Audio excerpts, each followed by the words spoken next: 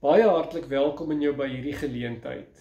Ek wil graag van die geleentheid gebruik maak om een en elkeen van julle hartlik uit te nooi na ons Pinksterreeks wat eerskomende Sondagoggend 9uur in ons kerk afskop en daarna vanaf Maandag aand tot Donderdag aand, elke aand 6:30, waar Dominee Marinus Tron, die huidige moderator van die Weskaapse Node, vir ons gaan lei. En dan die daaropvolgende Sondag sluit ons almal in ons eie gemeentes af met Pinksterfees.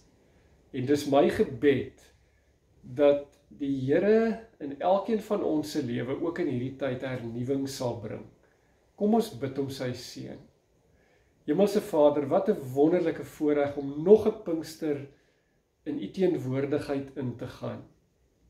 Wil u deur u Heilige Gees ons harte voorberei en 'n verwagting in ons harte skep, dat u iets nuuts in elkeen van ons se lewe teweeg sal bring. Daarom kom ons nou en ons kom wy ons lewens opnuut aan u toe, met die gebed in ons hart, dat u ons ook tydens hierdie Pinkstertyd meer en meer sal omvorm tot die beeld van ons Here Jesus Christus. Ons bid dit in Jesus se naam. Amen. Die woord Pinkster kom van die Griekse woord Pentekoste, wat beteken 50. Dit beteken maar net dat die kerk presies 50 dae na die Here Jesus se opstanding Pinksterfees vier. En dit is die geleentheid wat dan ook die geboortedag van die Christelike kerk gevier word. In hierdie tyd vier ons een van die grootste geskenke naas ons redding wat die Here Jesus Christus aan ons beloof het. Ons lees daarvan in Handelinge 1.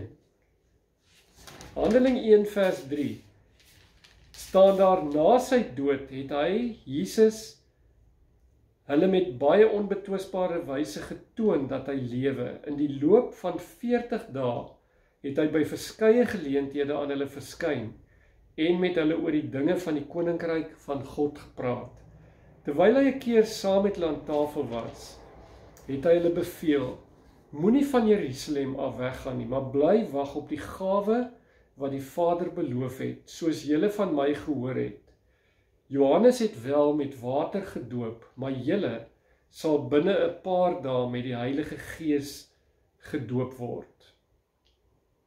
En dan in Johannes 14, dan sien ons dat Jesus met sy hemelvaart vir sy disippels onder andere sê: moenie ontsteld wees nie, want ek gaan terug na my Vader toe om vir julle plek voor te berei, en wanneer ek klaar vir julle plek voorberei het, kom ek terug en sal julle na my toe neem. En dan beloof hy ook in daardie gedeelte vir sy disippels: maar ek sal julle nie as weeskinders agterlaat nie. Ek sal my Heilige Gees as voorspraak gee, om vir altyd by julle te wees, totdat ek terugkom. En hierdie Gees sal julle in die volle waarheid inlei. En dit bring my dan by die wonderlike punt, dat ons Vader in die hemel absoluut getrou is aan sy beloftes, of aan sy woord. As hy vir ons iets beloof, dan doen hy dit. En Pinkster is die vervulling van die Here God se beloftes. En daar's baie mense in die kerk wat dink, maar Pinkster is 'n eenmalige gebeurtenis wat iewers in die geskiedenis plaasgevind het. Wat dit is nie die geval nie. Want as ons deur die boek Handelinge lees, dan sien ons baie duidelik hoe dat Pinkster by verskeie geleenthede in Handelinge plaasgevind het.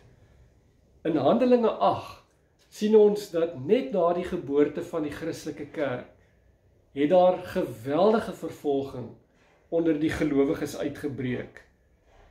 Ek lees vir julle Handelinge 8 vers 1. Daardie dag het daar 'n ewige vervolging van die gemeente in Jerusalem begin.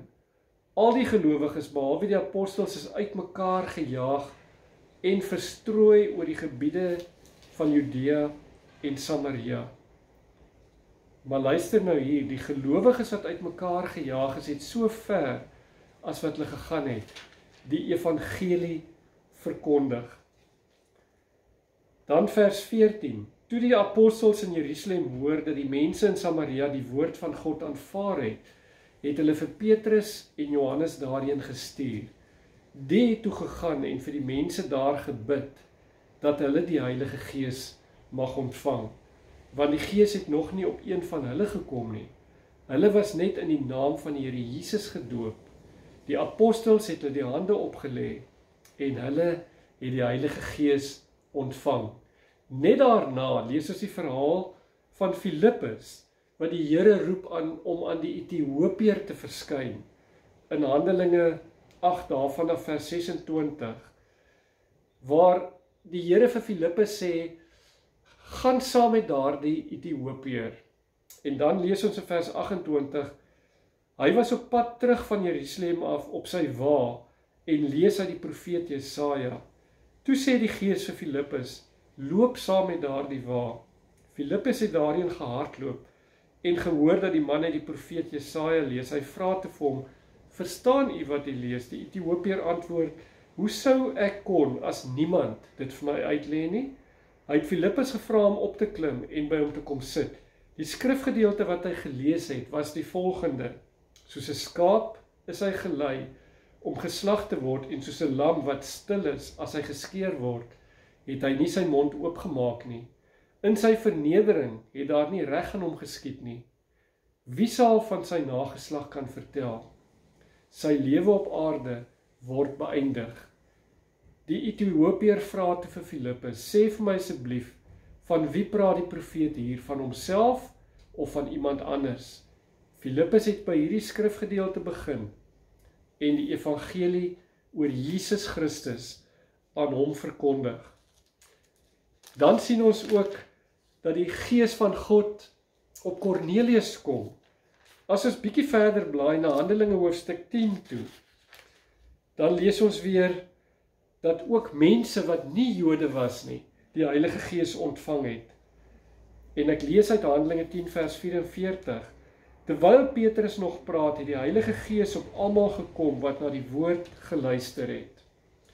Die mense ongewone tale of klanke gebruik en God geprys het.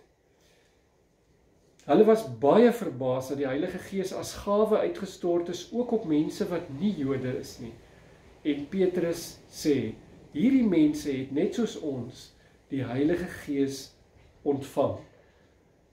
Gemeente, Pinkster is iets wat 'n voortgaande proses is. Telkens wanneer ek en jy die evangelie van die Here Jesus Christus deel, en iemand die Here Jesus as verlosser ontmoet en aanvaar, vind daar 'n Pinkster gebeure in daardie persoon se lewe plaas, en ontvang hy of sy die Heilige Gees. Daarom moet ons dit nooit sien as 'n eenmalige gebeurtenis nie. Maar dit gaan ook in die skrif oor meer as bloot die ontvangs van die Heilige Gees. Ek wil vir julle lees uit Galasiërs 5, want ons kan baie maklik die Heilige Gees as geskenk ontvang, maar nie die Heilige Gees toelaat om die werk in ons lewe te doen wat die Here van hom verwag nie.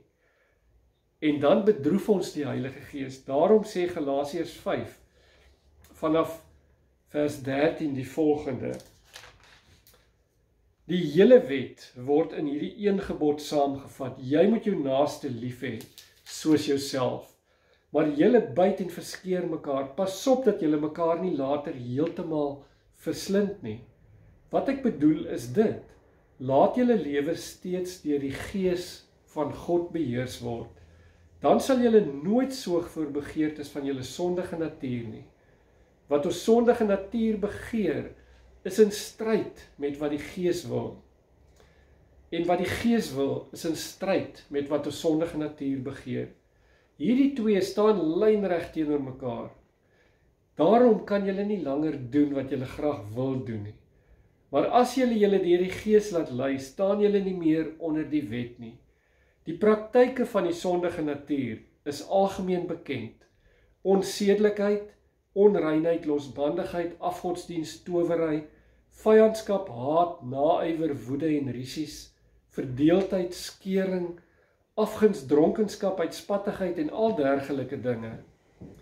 Ek waarsku julle soos ek julle al vroeër gewaarsku het. Wie hom aan sulke dinge skuldig maak, sal nie die koninkryk van God as erfenis kry nie. Die vrug van die Gees daarteenoor is liefde, vreugde, vrede, geduld, vriendelikheid, goedhartigheid, getrouheid, nederigheid en selfbeheersing. Teen sulke dinge het die wet niks nie. Die wat aan Christus Jesus behoort, het hulle sondige natuur met al sy hartstogte en begeertes gekruisig. Ons lewe deur die Gees. Daarom laat die Gees nou ook ons gedrag bepaal. Wat is dan die kenmerke van iemand wie se lewe deur die Gees beheers word? En wil ek vir julle lees uit Handelinge 2, met die geboorte van die Christelike kerk, waar die Heilige Gees uitgestort is. Kyk hoe het hierdie ouens se lewens verander. Handelinge 2 vers 42 tot 47. Vers 42 sê, nadat hulle die Gees ontvang het, het hulle heelhartig toegelê op die leer van die apostels. Die skrif het met ander woorde 'n verskriklike belangrike rol in hierdie gelowiges se lewe gespeel. Hulle het hulle ook toegelê op die onderlinge verbondenheid, liefde teenoor mekaar uitgeleef en die gemeenskaplike maaltyd. Die sakramente het 'n baie belangrike rol gespeel om hulle te herinner aan die wonderlike genade wat die Here aan ons kom bewys het. En gebed was 'n ontsettende kragtige instrument. Hulle het dit toegespits op gebede. Die apostels het baie wonders en tekens gedoen, so die Here het hulle kragdadig gebruik. En dit het almal met diep ontzag vervul. Die gelowiges was eensgesind en het alles met mekaar gedeel. Hulle het almal elke dag getrou by die tempel by mekaar gekom, van huis tot huis die gemeenskaplike maaltyd gehou, hulle kos met blydskap en in eenvoud geëet en God geprys, lofprysing. Die hele volk was hulle goedgesind. En luister nou mooi, en die Here het op grond van hulle getuienis elke dag mense tot die gemeente toegevoeg. Is dit nie pragtig wat hier gebeur het nie? As ons verder gaan kyk, dan kan ons ook gaan lees in 1 Johannes 3, wat ook vir ons sê hoe hierdie mense se lewe kragdadig verander het. En hierso staan, en dit is die Here se gebod, ons moet in sy Seun Jesus Christus glo, en ons moet mekaar lief hê ooreenkomstig die gebod wat hy ons gegee het. Wie sy gebooie gehoorsaam, bly in God, en God in hom. Jou lewe word gekenmerk deur gehoorsaamheid, wanneer die Heilige Gees jou gedrag bepaal. Dan laat jy nie sekere gedeeltes wat jou nie so goed pas uit nie, en kom net sekere gedeeltes na nie. Nee, dan soek jy met jou hele hart om die Here se wil te doen. Dan staan daar in vers 4 vers 1, geliefdes, moenie enigeen glo wat sê dat hy die Gees van God het nie, want daar is nou reeds baie valse profete in die wêreld, maar ondersoek elkeen, ondersoek of sy Gees van God afkomstig is. Hieraan ken julle die Gees van God, elkeen wat bely dat Jesus werklik die Christus is en wat mens geword het, het die Gees wat van God afkomstig is. Julle behoort aan God, liewe kinders, en daarom het julle die valse profete oorwin, want hy, die Gees van God wat binne in julle woon, is sterker as die gees van hierdie wêreld. So, 'n kenmerk van iemand wat se lewe deur die Gees gedryf word, is dat ek en jy onderskeidingsvermoë het om die regte vrae te vra in ons daaglikse lewe en om te onderskei tussen dwaalleer en die waarheid. Daarom sê vers 6, hieraan kan ons die gees van die waarheid en die gees van dwaalleer onderskei. Verder staan daar in vers 8, wie nie lief het nie, het geen kennis van God nie, want God is liefde. Waar liefde is daar geen vrees nie, maar volmaakte liefde verdryf vrees, want vrees verwag straf, en wie nog vrees het nie volmaakte liefde nie. Ons het lief, omdat God ons eerste lief gehad het. As iemand sê, ek het God lief, en hy haat sy broer, is hy 'n leienaar, want wie sy broer wat hy kan sien nie lief het nie, kan onmoontlik vir God lief hê, wat hy nie kan sien nie. Wie vir God lief het, moet ook sy broer lief hê.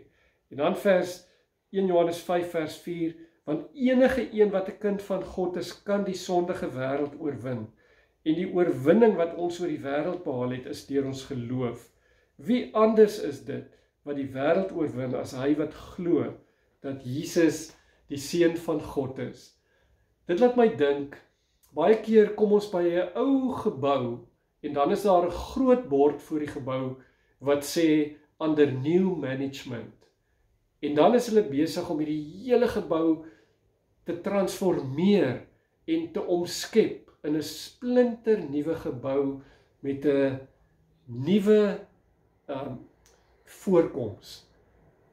En dan kan jy nie glo, dit is dieselfde gebou wat jy sien nie. 'n Lewe wat deur die Gees, waar die Gees jou gedrag bepaal, is soos 'n ou gebou onder nuwe bestuur. En daarom wil ek graag vir jou vandag hier wegstuur met 'n seënuitspraak. Ons lewe deur die Gees. Mag die Heilige Gees nou ook my en jou gedrag bepaal op die markplein waar ek en jy elke dag vanuit die teenwoordigheid van die Heilige Gees lewe. Amen.